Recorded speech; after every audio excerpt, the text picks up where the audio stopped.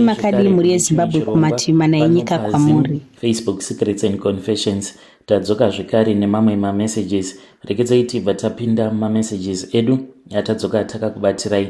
Message yedu yekutanga yakamira sekudai so. Hanzi hello mukomanashi, please post for me makaviga uchitupa changu. Irino ndiri mudzimai uye zvekare ndine makore 33 years ekuberekwa uye zvekare ndine vana vangu vaviri. So mukomanashi, ndakakurawo ndichichengetwa nehama dzekwaamai nekuda kwekuti vabereki vangu vakashayika apo pandainge ndichiri ne13 years uye zvekare ndine hanzvadzi dzangu dzinokwana idzo kuita 4.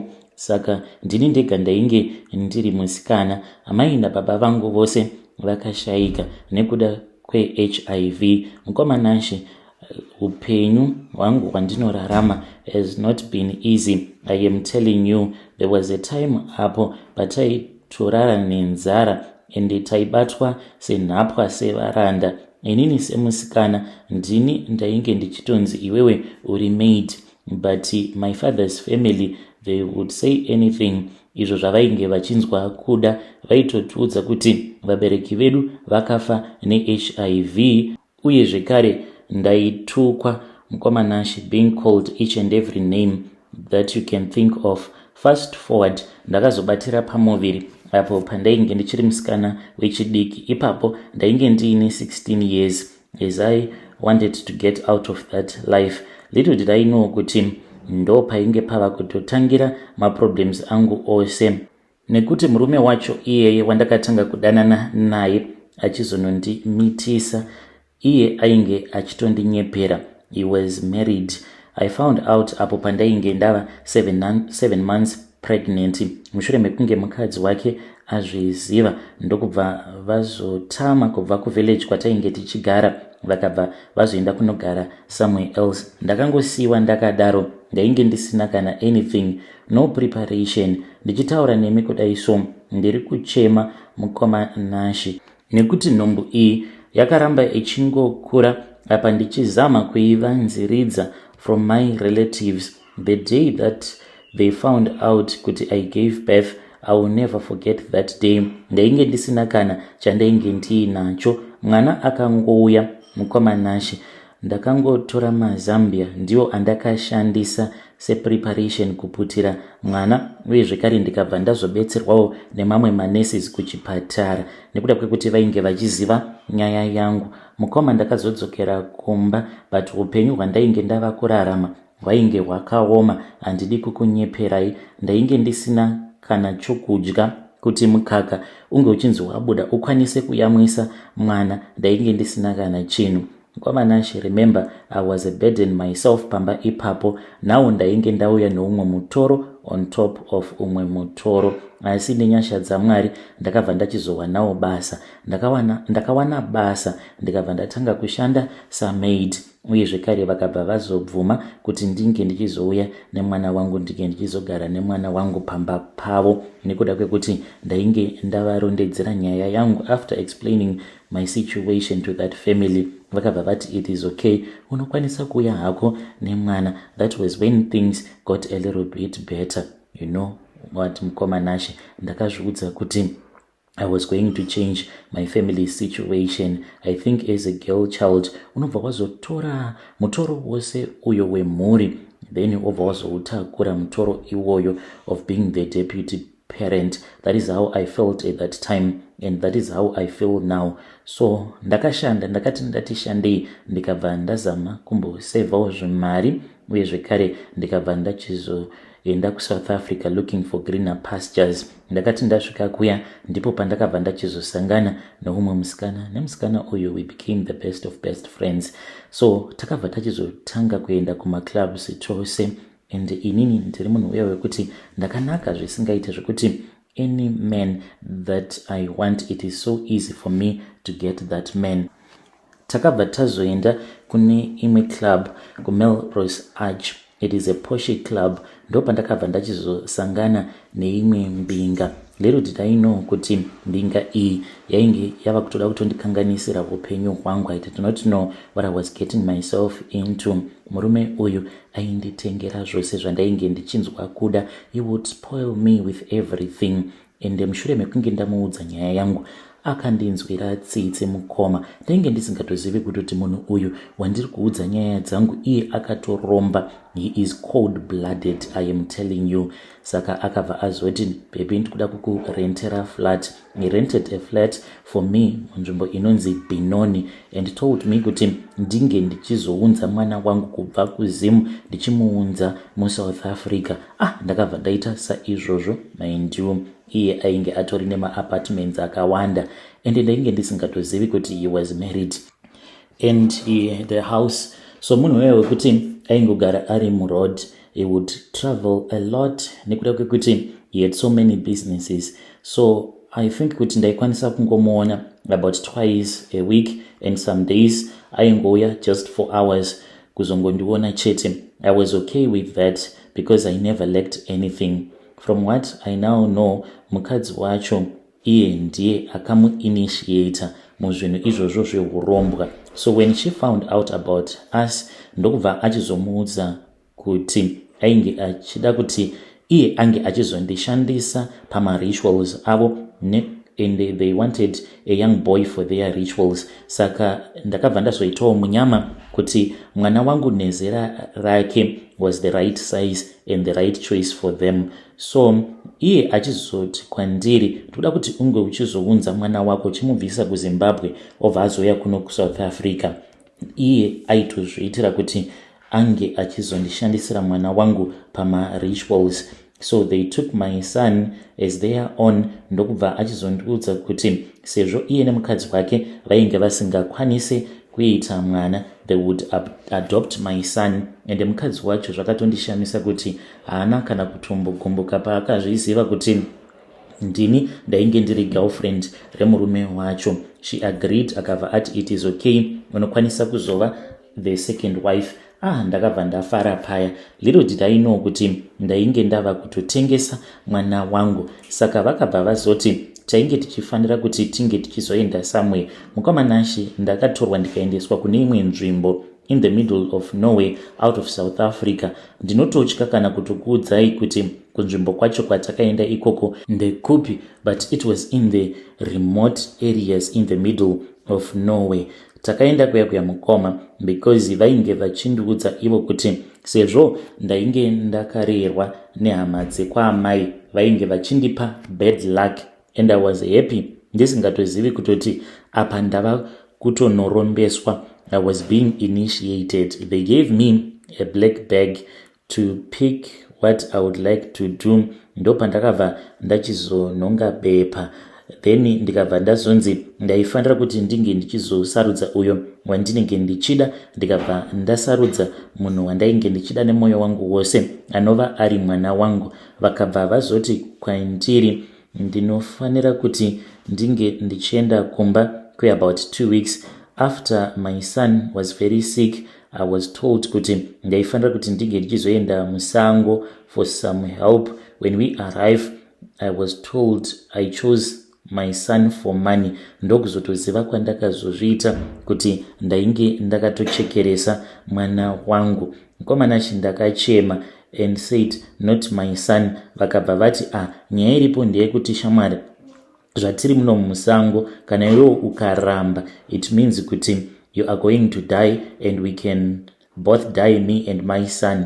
Saka mbinga yangu nemukadzi wacho then told me kuti ndaikwanisa kuzoita umwe mwana zvekare. Saka painge pasitomborina chekutyira apa and I was never going to survive kana ndainge ndichazoramba kumuchekeresa. That is how I lost my son. So ndakarota hope dzekuti mwana wangu aiuya kwandiri uye achiuya kwandiri ainge akazara ropa kufesi. Mushure mekunge auya kwandiri ndikabva ndazoudza mbinga yangu, then ikabva yazvoenda neni kun'anga. Zvinhu zvikabva zvatoita wese. Ndinomurota anouya kwandiri achichema, asi ndichizonocherechedza kudai ndinobva ndaona kuti anenge achiyeredza misodzi yeropa achiti kwandiri, mami makandiurayireiko, mami makandiurayirei. Ndazozviona kuti mama hamundidi, nekuti dai mainge muchindida hamaizombondiuraya. So handidi kuti ndirambe ndichingorota mwana wangu, but still I don't know kuti ndoita sei. I am in this because and I don't want it. I want out. My family back home, they have everything. Ndakavavakira imba yakanaka, ndakavavhurira business for them, but they don't know that it's that time for blood sacrifice, and I've been told kuti ndiri kufanira kuti ndinge ndichizosacrifice another blood sacrifice. I don't know how to escape this. Please ndibetsereiwo kana muine chechi yamunoziva so that ndinge ndichienda ikoko, because what I need right now is some strong prayers. I am thinking of choosing from my father's family though. Hey, vedari ndo message iyo yandakatumidzirwa ichibva kuna vanzvadzi vedu avo. Hey, pakaipa ngatizamei kuti tinge tichitaura navo vanzvadzi vedu ava mucomment section. Pakaipa hanzi ndafunga hangu kusarudza kuti zviri nani kuti ndinge ndichichekeresa munhu one from my father's family. Hey, one. Regedzai tibva taenda panyedu inotevera. Nyedu inotevera yakamira sekudai so. Hanzi makadi zvenyu mukoma, ndinokumbirawo kuti muge muchindiposterawo nyaya yangu makavika chitupa changu. Ndauyawo pano ndiine confession yangu iyo yandiinayo iSecret mukoma. So murume wangu munhu yawe kuti anoti akarwara, anorwara zviri very serious. Pagore nepagore anotopinda muintensive care unit, maybe even up to 3 times mukoma. But akazosvika pakundiudza murume wangu kuti iye paainge achiri mwana mudiki hanzi akapiwa mushonga nasekuru vake wekuti kunyange zvikanzi afa anomuka. Mukoma, nai ndikuda kubvunza kubva kumhuri yeZimbabwe kuti zviriko here izvozvo? Mainge muri mugore ra2017 murume wangu akati achibva kumusha akaita accident mukoma. Paaccident iyoyo vamwe vose vakatsakatika including the driver. Iye murume wangu akabuda nepawindscreen akakuvara zvakanyanyisa, akagara muchipatara mukoma for nearly 4 months asingatauri kana kuita sei. Vakangomubayirira mapaipi, waiti kana ukaenda kunomuona waidzoka hako, but moyo wako unenge watova kure uchizvibvunza kuti saka munhu uyu kuti achararama here kana kuti what is going to happen. Asi nerimwe zuva mukoma, I was so stressed. Ndipo apo pandakabva ndachizofonerwa neumwe nesi zvekuti unorwarirwa nemurume wako kusvika wava kuwirirana nemanesi epachipatara mukoma. Akandifonera, she was screaming. Ndikati nai Mwari wangu, zvino ndichaita sei? Murume wangu atofa. Akabva ati you have to come.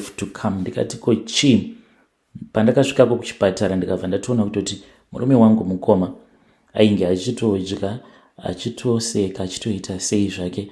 Apa munhu wekuti akagara kwenguva refu achingonzi ari mukoma. Nai zviriko here mukoma? Ndikuda kubvunzawo kubva kumhuri yeZimbabwe kuti unopiwa mushonga wekuti unofa uchimuka sezvaakazondiudza.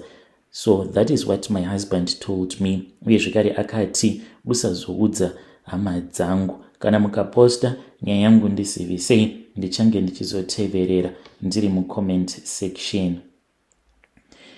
Vedare ndo message iyo yandakatumidzirwa ichibva kuna vanzvadzi vedu. Ngatizamei kuti tinge tichitaura navo vanzvadzi vedu ava mucomment section. Hanzi zviriko here? Makambosangana nazvo here vedare kuti maybe une hama yako yekuti airwara orwara then obva amuka recover, after that orwara zvekare obva arecover. Hanzi murume wangu akapiwa mushonga wekuti anofa achimuka. Havasirivo vanhu vaya vekuti munhu anorarama zvekuti anosvika kana kuma 100 and something years, munhu achingonzi sekuru vashaika, sekuru vamuka, sekuru vafa, sekuru vamuka. Makambosanganawo nazvo here nhai Vedare.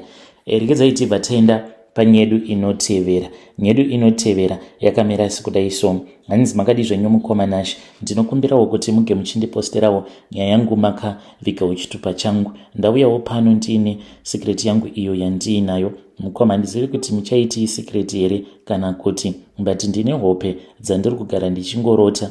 Ndinorota baba vangu vakasoshaika kudhara vanouya kwandiri. Kana vauya paya vanobva vati, mwanangu, kuchechi uko kwauri kuenda handisi kufadzwa nako. Saka ndo pandakazotanga kurota vamufundisi vangu. Saka vamufundisi ava, mukoma, ndinorota ndichiita bonde navo. Mazuva ekutanga ndaitoramba ndichiti muri munhu waMwari, hazviite kuti ndige ndichirara nemi. So ndaingotiwo zvimwe kuda mawet dreams, but mawet dreams anoitwa nemukadzi akura sezvandaita kudai, munhu wekuti bonde pandinenge ndichinzwa kurida ndinoriwana, because what I know is unowanzokuita mawet dreams kana kuri kunzi unenge usingarari nemurume nguva dzose. Nai ndizvo here mukoma? Ende ndikudawo kuti mhuri yeZimbabwe inge ichindibetsera, because I am now suspecting kuti zvimwe kuda vamufundisi ava maybe ivo vakatoromba, because vanotoya kwandiri vakashama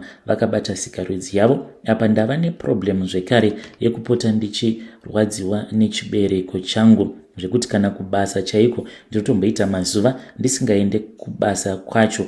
Ndakatomboti let me see kuti kana tiri kuchechi vanombonditarisa here kana kuti vanoita dzimwe movement dziri suspicious, but vanotondiignore mukoma, kutondiavoida. So handizivi mukoma, ndibetsereiwo please. Pane zvandinokwanisa kushandisa here zvekuti ivo vamufundisi ava kana kuri kunzi vakarombera pandiri vasazokwanisa kuuya vachindisvibisa vachiita bonde neni nekundikanganisira chibereko changu, because chinorwadza.